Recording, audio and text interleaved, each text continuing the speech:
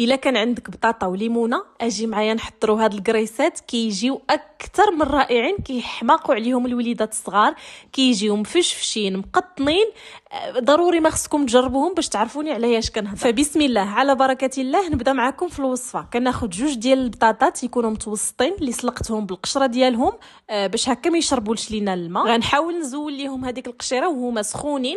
غنضيف عليهم كاس ديال السكر سنيده، بالنسبه للحلاوه كتبقى على حسب الذوق. صافي وغادي نمعس هذيك البطاطا وهي سخونه باش تجيني ساهله وتجيني بوماد. خاصنا ضروري نعركو هاد البطاطا حتى تولي لينا على شكل كريمه. قبل ما غنكمل معكم الفيديو، لكن انت اول مره غتشاهدي القناه ولا اول مره يطلع لك الفيديو، فمرحبا بك عند فوزيه.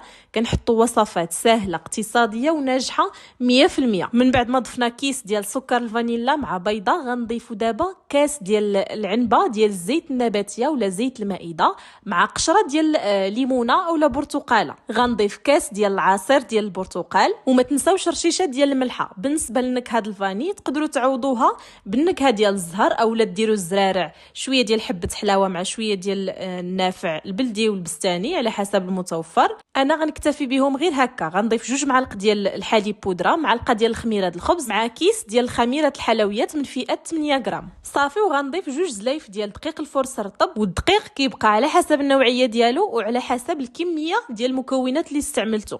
غير غتلم ليا العجينه ديالي، غندلكها غير واحد شويه الا بقاو ليا الحبيبات ديال البطاطا ما تمعسوش ليا مزيان صافي. وهذا هو القوام اللي خاصنا نتحصلوا عليه، ماشي خفيف بزاف كيتلصق بحال العجينه ديال السفنج، وماشي عاوتاني ثقيل. غادي نغطيو العجينه ديالنا ببلاستيك غذائي وغنديروا لها شي منديل ونخليوها في شي مكان دافي، نخليوها ترتاح حتى يتضاعف الحجم ديالها. من بعد غنستعنوا بشويه ديال الزيت ندهنوا يدياتنا باش ما تلصقش لينا العجينه، وغادي نحاولوا نديغازيوها كيف ما كتشاهدوا معايا.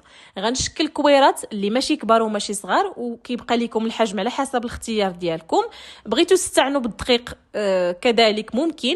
انا هنا بنت لي العجينه خفيفه شويه فضفت عليها كاس ديال دقيق الفرصه رطب باش هكا تجيني شاده في راسها شويه صافي. من بعد ما غنشكلهم غنحاول نبسطهم واحد شويه كيف ما كتشاهدوا معايا، وغادي نغطيهم ببلاستيكه ونخليهم يرتاحوا حتى يتضاعف الحجم ديالهم. ضروري ما يخمروا لينا باش هكا يجيونا خفاف ومقطنين. هنا خديت بيضه كامله ضفت عليها شويه ديال الحليب وطربتهم مزيان صافي. وغادي ندهن بها هذاك القرص ديالي. الفران عندي سخون من قبل، العافيه تكون مهيله شمعه. غنرش الكريسات ديالي بشويه ديال الزنجلان كحل، وغندخلهم للفران العافيه من التحت حتى كيتنفخوا وكيطيبوا لينا من التحت، عاد كنشعلوا عليهم من الفوق. دائما العافيه مهيله 170 180.